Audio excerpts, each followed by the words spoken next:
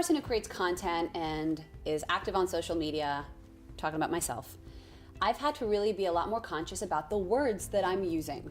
Words are things. Words have a lot of impact, especially when disseminated across mass media. And that's also a really huge Jewish value that I'm learning more and more about. So as I bring my questions about how can I be more conscious about my words, how can I be more succinct and poignant, how can I check in that I'm using the right words? And while I fear even saying right, I'm hearing myself say, well, is there right?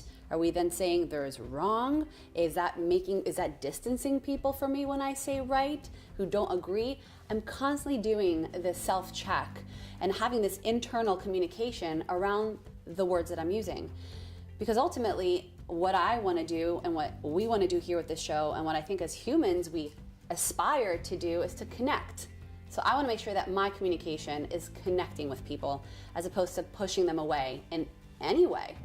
So I'm excited to bring you into this episode as I walk with that question of how to make sure that I am being impeccable with my word.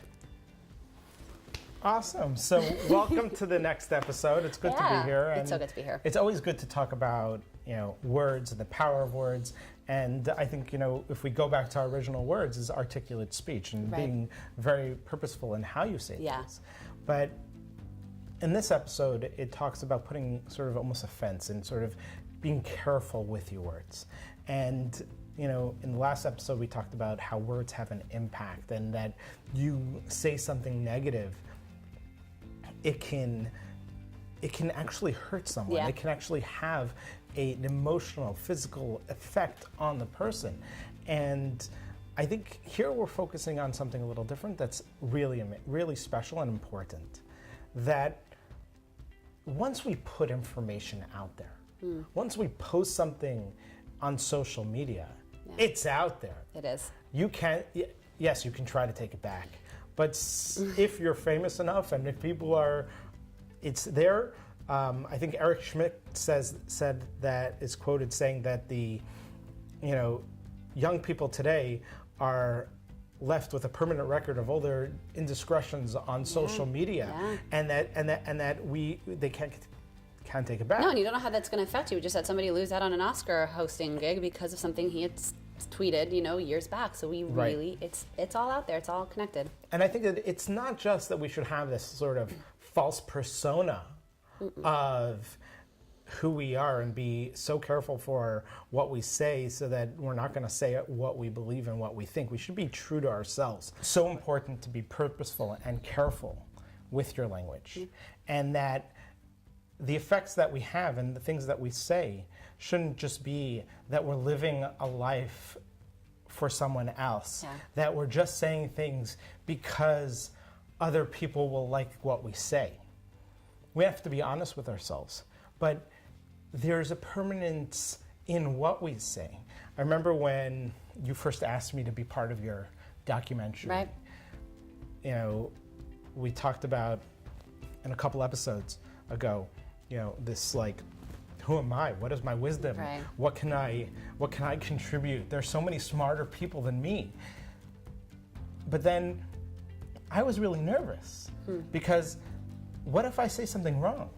What if I say something that could be quoted or it could be taken out of context? Sure, absolutely. And then a permanent record is out there that I said something that I may not have intended to say. Maybe I said something off the top of my head that I didn't do research and didn't check the source beforehand. And that was scary for me. And then, we talked about the confidence and sort of not having the false humility and really saying, look, if I have something that I personally have a conviction for, that I should share it. And utilizing that, and that really is what I told myself to do when I did the interview for your documentary, and what I strive to do with these shows is really have the ultimate sort of motivation, the ultimate what am I trying to do? And if I can have that genuine care, that love for every person, that desire that what I'm sharing with you is honest and genuine. Yes, I may qualify it and say, I'm not so sure about this. maybe we have to look it up again to double check, or maybe it needs more research, or maybe we have to look at it, and maybe there are other opinions, and so on. I may not know everything, but I think that if the right attitude is there, that I have this honesty and sort of genuine desire to inspire people and to inspire myself by inspiring others, then that will come out. And it did, by the way. That's the biggest note that I got about that part that you have in the documentary, is that you just do come off really grounded and real, and that like you don't have this big agenda, which is really nice. And I think that comes both from your internal intention, but also how you just come across, how you show up, because you've been doing this work. You've been honing in on these values, and they're now a part of how you show up. It also makes me think of the value of, offense is really important. While we feel like it's this boundary and a divide, and oh, how constricting and annoying, but I want to let everybody in. One love. Like we can, yes, there's an aspect of it, but fences do make better neighbors. Right. And I love that saying, and I've been saying it a lot recently because I've had growing up an issue with boundaries. I thought that by saying no, that I would be, not only does it feed my FOMO, a fear of missing out, what if that opportunity would be great, let me just do everything.